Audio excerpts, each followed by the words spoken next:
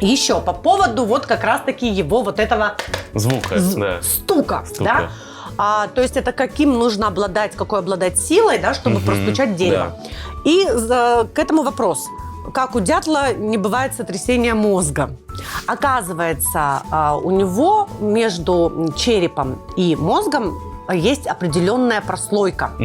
Такая, как подушка безопасности, как амортизатор, которая не дает его мозгу, он так природой задумано, раз уж дятел у нас стучит по твердым предметам, чтобы его